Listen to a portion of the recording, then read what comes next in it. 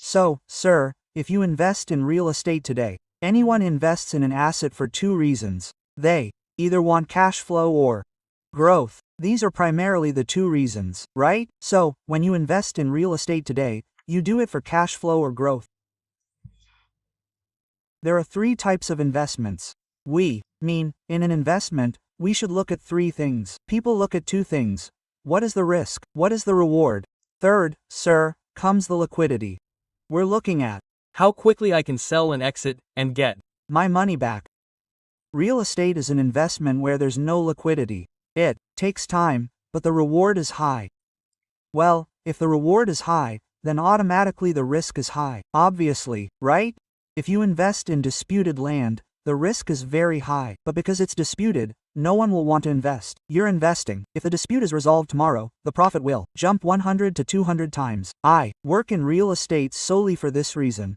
I look for stranded properties.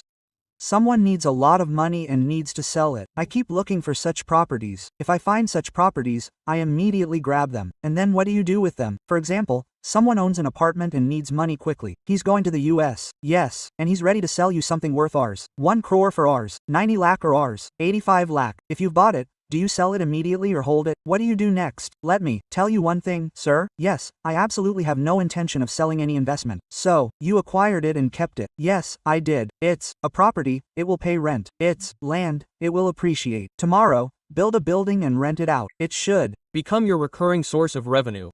That's that investment. Got it. And property is the only thing that can become a recurring source of revenue for you. Mutual funds won't. You'll only get it when you redeem it. You will. Stocks are called dividends, but dividends also come 2 or 3 times a year. They're a very high percentage. So, rent becomes a good recurring income. Who will pay rent? Property will pay property. My preference is always for rental property. So, till date, have you bought any asset, even if it was cheap, but you never sold it? By God's grace, you haven't had to sell it. It's never increased, of course. So, now, sir, let's come to the next thing. Was your asset diversification deliberate or was it a by chance thing? If you could say it was more by chance, okay, by chance, happened, then we learned, what's the benefit of what we're doing?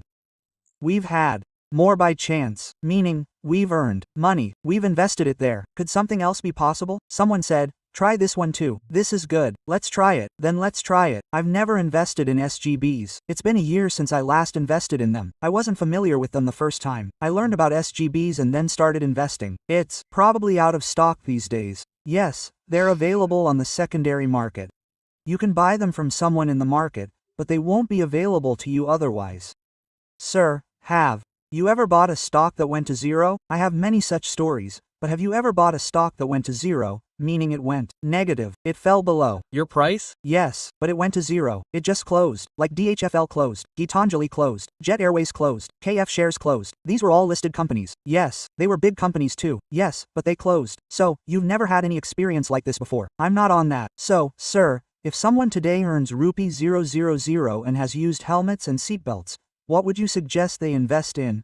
Stocks or mutual funds? My nephew was asking me a few days ago. He's studying. He was saying, Mom, meaning my sister, she's a teacher, she's a government teacher. Quote, so, which stock should I buy, uncle? I said, no stock, absolutely not. Either invest in ETFs or mutual funds. Even in mutual funds, invest in index funds. Quote, so, you're just suggesting stocks. This one is good, that one is good. He named 2 or 3. I said, absolutely not. That's not for you. Quote, stocks are for those who have enough time and knowledge to track them regularly. Because, sir, anything can happen to any company. Reliance is the biggest company today. Who knows what might happen? You mentioned so many big companies, but they were all very big. Were they small? Was Jet Airways small? It had a 30 to 30-year legacy. So, anyone who doesn't have the time and knowledge of stocks should never invest directly in stocks. Absolutely not. I mean absolutely not. Mutual funds are the best. ETFs are the best. Wow, you've said what I was saying, sir. International investments. Many people these days are opening accounts and buying US stocks, buying US ETFs, and basically going abroad. So, have you ever ventured into buying shares of foreign companies, like Tesla or Apple? Have you? Yes, you have. Tesla, I mean, they're foreign stocks, but I don't mention them, but they do exist. Okay, not much, but I understand India's GDP better. I understand its economic growth better. It's already a developed nation. Yes. If there's a stock like NVI that's doubling or tripling, it makes sense to invest a little more in it. But as for the index, I understand the Indian index better. Guys, thank you so much. You watched this clip. If you want more clips like this, please subscribe to this channel and press the bell. We've included a link to the complete podcast in the description and on the I button. You can go and watch it.